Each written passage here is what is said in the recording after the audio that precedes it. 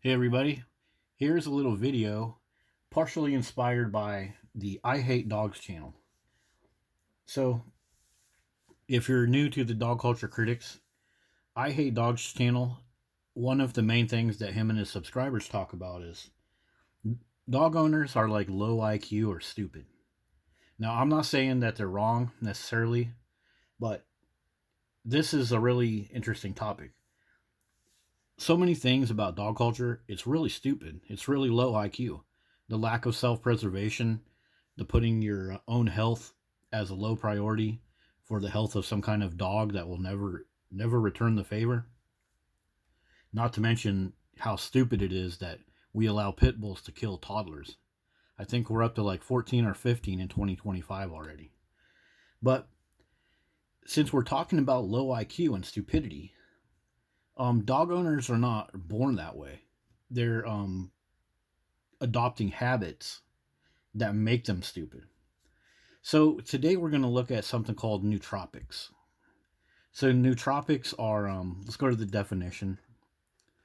They're chemical substances which can improve cognition, and such as attention, memory, and wakefulness, self-control.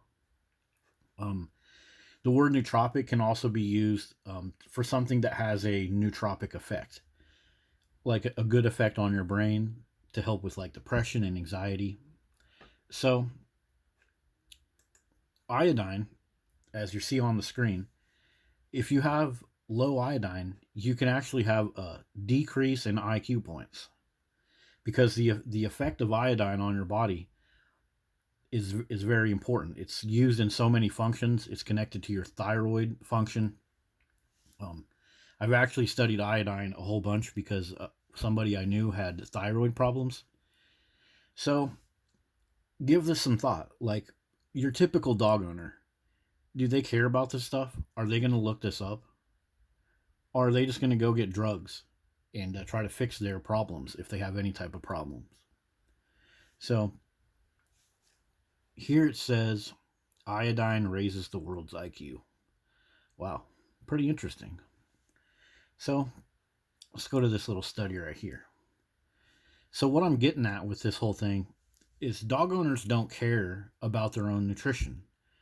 If they're low on iodine, if they have weird thyroid functions, weird weight gain, weird headaches, what dog owners actually do is they don't even care. Instead, they will go put money and time into trying to raise the health of their pets.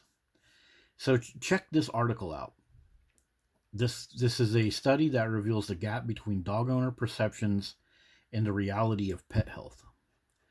Okay, so first off, we have a huge pet obesity problem. And part of this is because dog owners, they have adopted this positive reinforcement thing and they want to see their dog constantly get a treat. And they've also connected that to their own health. They will sit there and just treat this dog, make it obese, thinking that that's helping themselves. So, have a look at this article. It's very short, but it talks about the obesity epidemic in pets, and it talks about how dog owners connect their own health with the perceived health of their pets. So our blue highlight right here, this is basically the thesis. I think you'll understand it once you observe this in society a little more. But pet owners agree that their dog's weight plays a significant role in their overall health and wellness. But most people think that their dogs are just fine. They think that the weight of their dog is fine. So they continue to give it more and more food because that gives the dog owner a positive feedback. And that leads to this part right here where it says 9 in 10 dog owners say their dog's happiness and mental well being is part of their health. So, your typical dog owner, first off, there's something going on in the background. They care more about their dog's health than their own in the first place. And now they're thinking that, I don't feel good. I'm having a bad day. I'm depressed. You know what I need to do? I need to put more and more money into this project. It's like somebody with a project car where they keep spending more and more money on it and it's never repaired. It's very similar to that type of thing. So, for example, in Texas. Now, I've covered this before, but Texas pet owners prioritize their own dog's health over their own. So if you're connecting the health of your dog to your health, but you care about your dog's health more, then what you're going to do is sit there and ignore all of your problems and dump money and time into your dog's. And if you're a parent or a pregnant mother, what kind of effect is that having on your children? Childhood obesity, speech problems, all this other stuff. And it's not just Texas, although I've covered Texas a lot, but 7 in 10 people take their pets' mental, physical health more seriously than their own. And so that's what that study was talking about. These people that have health problems and other issues, they're trying to fix their own health problem by dumping more money into their dog. That's basically what that thing is talking about. So back to our video about iodine and intelligence.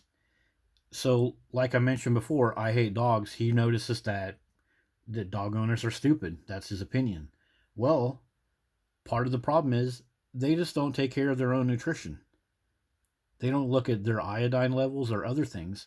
And so dog ownership, we can easily prove that dog ownership is a major factor in stupidity and low IQ.